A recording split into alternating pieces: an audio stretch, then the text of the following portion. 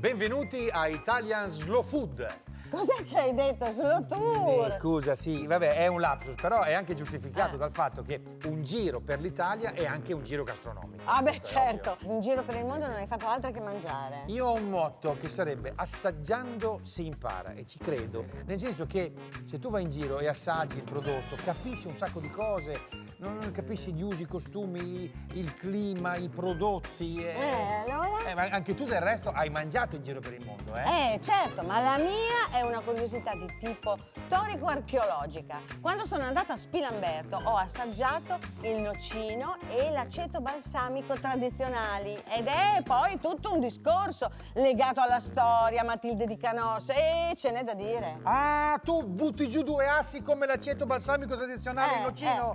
E io rispondo con il pomodorino tipico del Vesuvio e con il ragusano DOP, un formaggio molto particolare. Che fame, che fame, che fame, che fame. Ho talmente fame che mi mangerei uno zampone di 890 kg. Sì, vabbè, ciao. Esiste? Dai. A Castelnuovo Rangone. Veramente? Si può sedere sopra il È blasfemo. obbligatorio sedersi. Ah, vabbè, allora- Obbligatorio. allora È vai, fondamentale vai. che qualsiasi visitatore si possa sedere. È meraviglioso. Qui a Castelnuovo Rangone, detta Castelnuovo Zampone, si fa appunto lo zampone più grande del mondo. L'anno scorso hanno fatto un vero record da Guinness, un capolavoro lungo 3 metri, pesante 890 kg, che i maestri salumieri di Modena hanno cotto per 3 giorni e 3 notti, poi distribuito a 5.000 persone.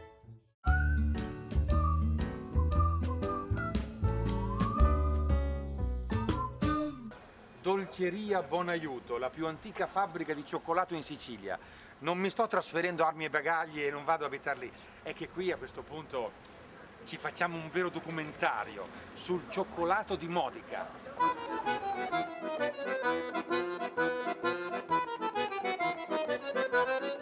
Nella piccola, preziosa bottega tocca farsi largo tra la folla dei clienti per arrivare nel laboratorio.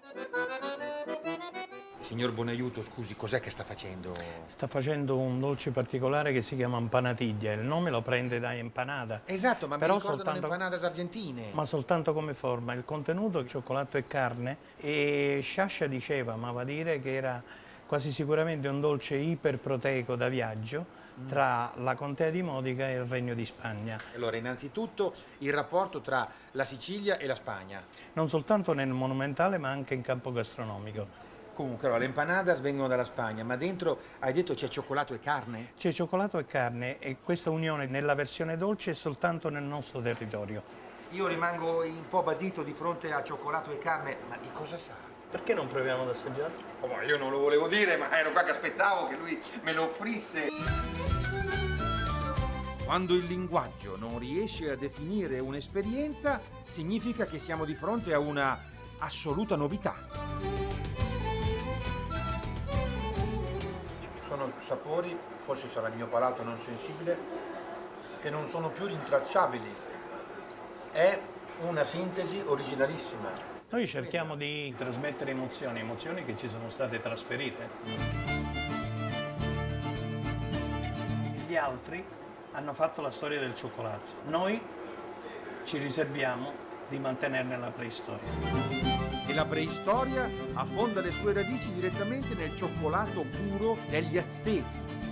Oggi noi siamo alla ricerca del cioccolato puro, ma il cioccolato puro è sempre esistito. Il cioccolato puro era questo e non è una definizione pubblicitaria, perché per cioccolato puro noi intendiamo l'unione della pasta di cacao, zucchero e aromi naturali. Questi sono esattamente gli ingredienti di questa formulazione. Siamo stati noi poi a stravolgere il cioccolato puro mettendo delle aggiunte, modificandolo per renderlo bello e lucido. Il nostro è più brutto, come dicevi tu, è più arcaico, è volgare. Questa è poesia, non è volgare. Io mi chiedo e ti chiedo, è più giusto mettere in bocca il bello o il buono? Beh, non c'è proprio storia. Il buono, professore. A questo proposito, non è pubblicità, è arte della comunicazione. Loro in famiglia hanno fatto da soli uno spot. secondo me è uno spot meraviglioso che dice tutto. Pearl Harbor, Hawaii, by air, President Roosevelt has just announced the attack also was made on all naval and military activities on the principal island of Oahu.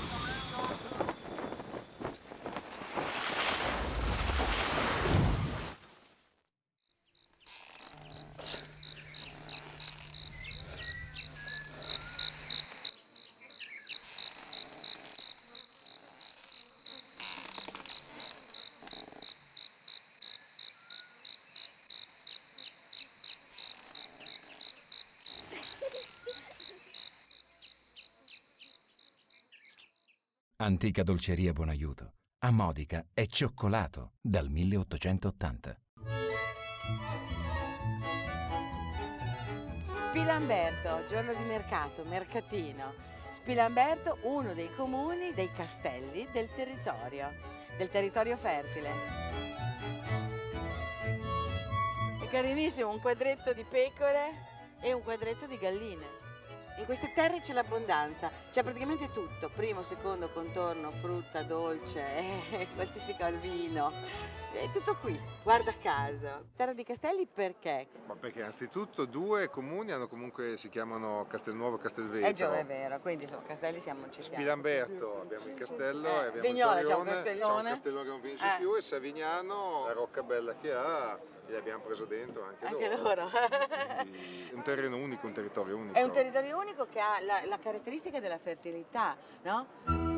È qui che fin dall'antichità l'uomo si è messo a coltivare ogni tipo di vegetale e ad allevare ogni tipo di animale commestibile. Matilde di Canossa, attorno al 1100, dà a queste terre unità e prosperità. Matilde che introduce anche tutta una serie di coltivazioni e poi continua la tradizione dell'aceto balsamico e del nocino che viene raccolto la notte di San Giovanni, solo perché non si può diversamente, e quindi con un collegamento alla magia proprio della notte di San Giovanni. La notte di San Giovanni è un momento topico del passaggio del sole, no? Della nascita del sole, è un solstizio ed è un momento che, guarda caso, era proprio nel paganesimo, era nella cultura più antica, più arcaica, l'abbiamo sempre visto. Notte di San Giovanni, quindi bisogna raccogliere la noce che poi darà il nocino, no? Esatto. Cioè, quindi questo collegamento che rimane. Un po' stredonesco. Tradizione tutta femminile, sì, nel certo. senso che l'ordine del nocino era una congregazione totalmente femminile. Ma dai! No, ti giuro. Me le presenti? Andiamo su, andiamo. Dai, andiamo. Vado da sola? Vai. Ma mi accetteranno? Ma Cosa devo dimostrare? di saper apprezzare il nocino. Vabbè, fino lì ci arrivo. Ciao. Ciao. Vado, Vai. Buongiorno. La presidente, la signora Bruna Ferrari, una consigliera, la signora Daniela Muracchini, un'altra consigliera, la signora Tiziana Bergonzini, e un'altra consigliera storica dell'Ordine del Nocino, la signora Natalina Zacchieri, e poi ci sono io, vicepresidente Vania Franceschelli. Allora, signore consigliere, signore presidenti, cosa si deve fare per entrare nell'Ordine del Nocino? Bisogna essere streghe per entrare in questa confraternita. Beh, un po' io strega lo sono perché avevo una nonna strega, era nonna Enrica, che era molto strega. Qualcosa mi sarà rimasto? Bisogna essere donne. Sì. Bisogna saper fare il nocino, quindi il 24 giugno bisogna togliersi le scarpe e a piedi nudi andare a raccogliere le noci. Dai, come le streghe! E le noci si raccolgono la notte di San Giovanni perché sono imperniate di una rugiada che è la panacea di tutti i mali. Davvero? Se dobbiamo essere streghe è qualcosa di diverso. Sicuramente qualcosa c'è. È una notte importantissima, che è una notte, un giorno, un'alba importantissima per tutti gli antichi, perché è questo la cosa che il filo rosso che ci lega e che lega voi agli antichi. Lega noi. Il nocino in realtà nasce in Britannia. Le prime notizie sono relative ai Picti, questo popolo dipinto di azzurro. I romani vanno da questo popolo e vedono che il 24 di giugno questo popolo si trasforma. È un popolo molto taciturno, ma il 24 di giugno beve un infuso particolarissimo. Come Asterix e Obelix. Si anima, parla coi folletti, parla con gli elfi, poi però i romani impongono la religione cattolica cristiana, non tutti i riti quindi sono ammessi, e allora questi Picti decidono di espatriare dalla Britannia. Vagano per il nord dell'Europa verso l'Italia, arrivano anche a Spilamberto. Arrivano anche a Spilamberto. E quindi si introduce così la tradizione del nocino. Quindi è una tradizione druidica in qualche modo. È una tradizione druidica. Mio nonno diceva che il 24 di giugno era una festa grandissima in campagna, anche perché tutti si radunavano attorno a un falò. Era festa lei il se lo 24 ricorda? di giugno, Sì, io c'ero già, danzavamo attorno all'albero ed era una cosa meravigliosa. Davvero? Sì, Senta, sì, ma sì. a piedi nudi? A piedi nudi. Stupendo. E Ma quindi era una cosa meravigliosa. era una cosa, una danza meravigliosa. Senta, e si doveva anche saltare il fuoco? Sì, saltando il fuoco diventavi più forte. Infatti è la tradizione. Qualche volta mi sono bruciati i piedi, ma ho continuato a saltare. Fantastico, che bello, bisogna rifarlo. Ma allora mi fanno entrare o no nell'ordine del nocino? Voglio far parte della questa confraternita perché si divertono troppo, fanno anche gli spettacoli. Poi io voglio andare coi piedi nudi. Noi ci vogliamo bene tutti, eh. Ecco, poi meglio. Meglio. Siamo streghe, ma Buone, non siamo beh, streghe certo, buone. certo. A lei il matraccio. Occorre guardare il colore. È una cosa molto alchemica in realtà. La valutazione del nocino deve rispettare alcuni parametri. Densità, colore e se è un nocino limpido o non limpido. Assaggiamo anche adesso. Calma. Occorre aprire per fare gli olfattivi. Si annusa. Ah, mi viene in mente mia nonna, la campagna, Oh, mi vengono in mente delle cose. Davvero? Tutte belle cose. Anche Tutte perché belle. qua dentro ci sono i segreti a volte di antiche generazioni. E poi si assaggia finalmente. Oh, sì, sì, Oh. sì. Allora. Prima appena un po', poi dopo se ne assaggia un altro sorso, si aspetta un attimo e poi si danno i vari giudizi di corposità, di pastosità. Se mi prendete nella confraternita, io subito Faremo delle grandi cose. direi che dobbiamo. Sì, faremo delle cose grosse e lanciamo Come subito stiamo già facendo. Esatto. Adesso- Si lancia il nocino internazionalmente qui, ragazzi. Cioè. Consigliere, cosa dite? Ce li ha quasi direi di tutti? essere d'accordo. A lei. Facciamo anche l'applauso. Investitura ufficiale. Grazie. Com'è sta terra qua? La terra è vulcanica. Però è una terra buona questa. Sì, buonissima davvero. Centro storico, si fa per dire, di Ercolano. Tra una villetta e l'altra, negli interstizi di una urbanizzazione a dir poco esuberante, Antonio resiste. Ma tutta la tua terra è coperta dalle serre? No, solo 1000-1500 metri coperto di serra, poi tutto all'aperta. Antonio continua a fare il contadino e a coltivare la sua terra. A vedere tirare su le patate, uno si accorge che la terra è bassissima. Sì. Ecco, e quindi è faticoso. Non è che è per questo che i giovani non vogliono fare il contadino? È proprio per questo che non lo vogliono fare, perché le ore sono lunghe. Ma Pasquale questo mi dice sempre, dice non ti abbandonare e non lasciare perché tu vai avanti ancora per lunghi anni. No, ma Pasquale lo sa. Ecco Pasquale, ultra novantenne. Maggio 1914. Depositario dell'arte di fare la treccia di pomodorini del Vesuvio e coltivatore diretto della saggezza primaria, cioè quella dell'agricoltore. I nostri lavori non sono apprezzati, i nostri lavori dal governo. Sì. Niente da fare. Però se non ci fossimo noi che lavoriamo, il governo come facesse a vivere? Cioè, è politica vera questa qua. Com'è vero questo prodotto tipico, il pomodorino del piennolo del Vesuvio DOP. I pomodori con il pizzo e poi questo si mangia così, Quindi com'era il gesto, questo si guarda, si discute. E poi si mangia, anche senza pane, anche senza pane e sale. È la base della dieta mediterranea. La pomodoro è di questo, ma sono pezzettini di pane. Con l'origano, l'aglio. La pomodoro un po' più pane. Così. E poi così. E la famosa treccia? Poi le teniamo fino a Natale. Conserva i pomodori anche un anno, da una raccolta all'altra. I prodotti del Vesuvio hanno tutto un altro sapore. No, è una meraviglia! Per garantire il condimento dello spaghetto quotidiano. Questo è un classico della cultura enogastronomica mondiale. Viva l'Italia! Si scopre che i pomodorini fanno talmente bene che qua Antonio Minieri ha fatto il corridore in bicicletta. Sono stato anche 3 volte campione campana di ciclocross. Beh, era più faticoso ancora. Ma mi riusciva così bene senza allenarmi e senza niente, vincevo ugualmente. Chiedo scusa Antonio, ma quanti anni ha? Solo 73. Roba da ridere. Se facciamo una corsa io e Antonio voglio vedere chi vince. Non ho il minimo dubbio che vince lui. Guarda cosa c'è qua. Quando stava a Napoli, ecco, guarda qua, Maradona di nascosto, di sera, veniva a mangiare qui a casa di Antonio. Si stava tranquillo, ce ne andavano in campagna verso il Vesuvio che nessuno sapeva niente perché altrimenti... La vita di Antonio e Pasquale è invidiabile, ma si campa a coltivare un orto metropolitano sul vulcano? I soldi non valgono niente. Perché ti muovi, i soldi che fai, ti metti in tasca. E a cosa fanno i soldi in tasca? E se avesse ragione? Lavoro senza soldi, sempre lavorare, sempre. Vuole morire in perfetta forma per andare a coltivare il paradiso. Io ci credo che è bello, poi sì, lo so. Certo che non è ritornato ancora nessuno. No. Ancora non è successo.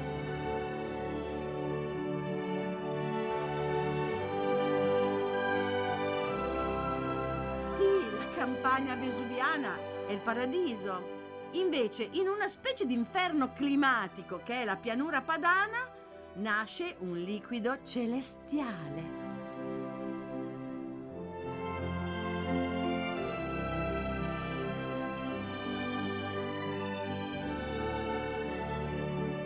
Gran maestro, mi dica il segreto dell'aceto balsamico. Sono i secoli di storia, la tradizione, la verità sta nel tempo, il tempo che lo fa fermentare, maturare e invecchiare.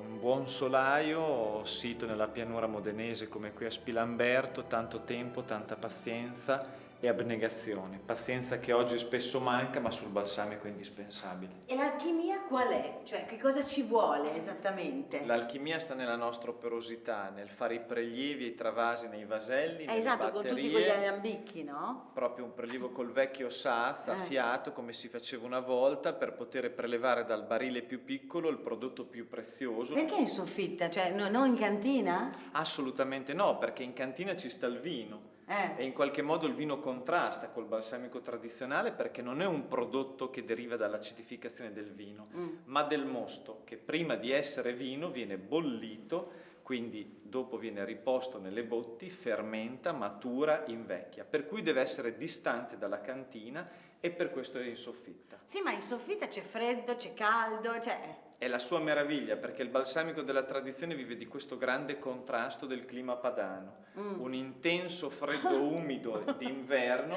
infatti la soffitta non è assolutamente coinventata, e un grande caldo altrettanto umido in estate. Con poche mezze stagioni di questi grandi contrasti vive il balsamico. Un clima schifoso Ci dà un prodotto meraviglioso, cioè, una volta tanto. Esatto, se fossimo ai tropici niente. No, assolutamente niente no. balsamico. Ma neanche in un bel clima montano o al mare. No. Bene, è per questo che viene qui. È una sorta di riscatto del clima padano che ci dà questo prodotto meraviglioso. Mosto cotto, quindi succo d'uva. Succo d'uva, Lambrusco, Trebbiano di Spagna delle nostre zone, Spilamberto, Castelvetro, Castelnuovo.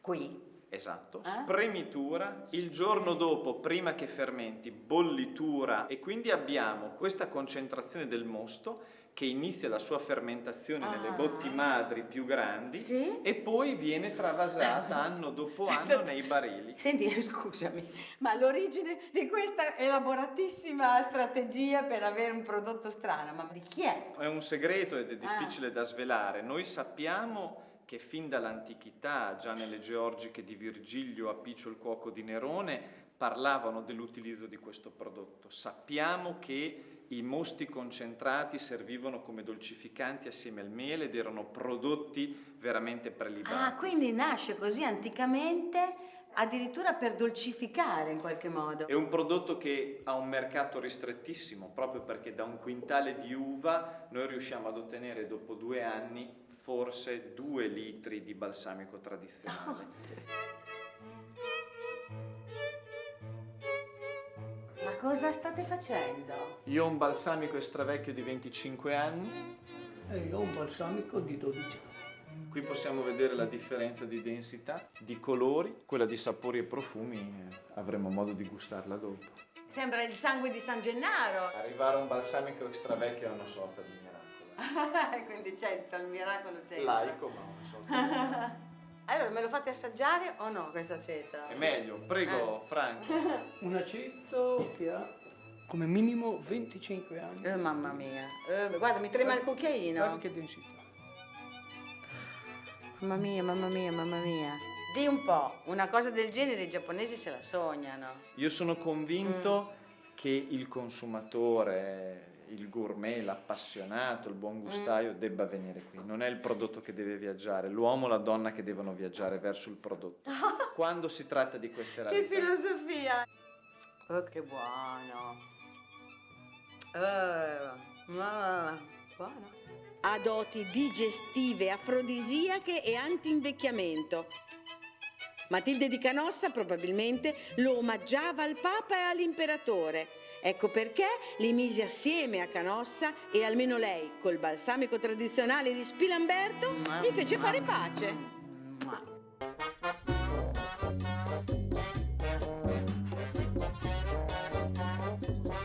Ah sì, sono qui a La Rusticana, a Ragusa, ristorante tipico. Qui hanno girato delle scene del commissario Montalbano. Qui Luca Zingaretti, il protagonista, ha mangiato davvero perché qui hanno ricostruito la trattoria da Calogero dove lui andava sempre. E io qui vorrei un misto di formaggi ragusani. Buonasera. Oh, grazie. Cosa c'è pure qua? Cosa mi hai portato? Allora, del caciocavallo stagionato, semistagionato, pecorino e provolone ragusano, miele e pistacchi. Ragusani. Ragusani. Il caciocavallo comunque merita di essere approfondito. Formaggio DOP ragusano. Com'è? Da dove viene? Come lo fanno? Ma come lo so, è buono. Cos'ha di, come dire, così specifico da dover fare delle analisi chimiche? Abbiamo isolato 8 composti unici al mondo che solo il formaggio ragusano presenta. 8 odori specifici. Tipo? Sì. Tipo per esempio l'odore di miele, l'odore di fungo fresco, Sì. l'odore di erba, l'odore di alcolico fruttato, la mela e credo che abbiamo completato, sì. È come i 7 nani, ne manca sempre qualcuno. Ne Però manca sono sempre tantissimi. Tutti i sapori legati direttamente al territorio, alla sconfinata varietà di foraggio che le mucche pascolano in determinate zone. Io pensavo che questo qui fosse del Pancarré e invece mi dici che questo è proprio ragusano DOP. Sì. Fammi capire, questo qui lo fanno praticamente tutto l'anno. Quando invece le mucche vanno al pascolo, cioè da novembre ad aprile grosso modo, e acquisiscono proprio tutte quelle piante che danno quegli aromi, quei sapori particolari, viene fuori il ragusano. Certamente. In realtà, scusate la metafora, hanno 2 caciocavalli così, nel senso che addirittura fanno la radiografia al formaggio.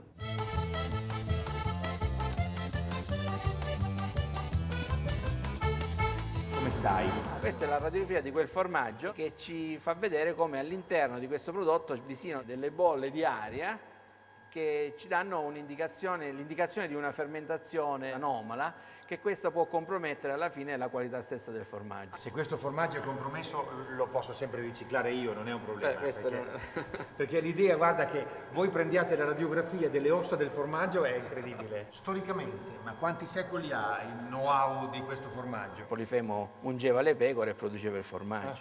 Quindi questo la dice lunga sulle tradizioni che abbiamo noi in questo settore.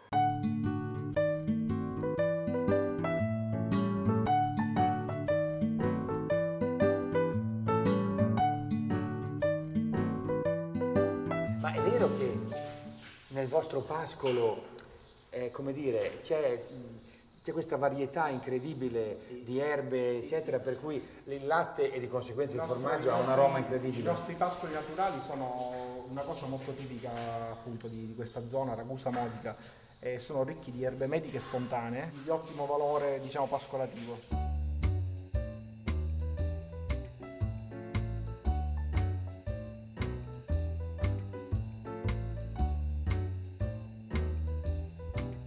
Ma tutta questa valorizzazione, il DOP, eccetera, eccetera, conta davvero qualcosa in termini economici per le vostre aziende? Più latte trasformiamo e vendiamo direttamente come formaggio, meno ne dobbiamo conferire all'industria e quindi meno siamo succubi dell'industria in termini di prezzo. Allora, se questa azienda nei prossimi anni tu capisci che non è più redditizia, come la puoi riconvertire? Bah, si vedrà.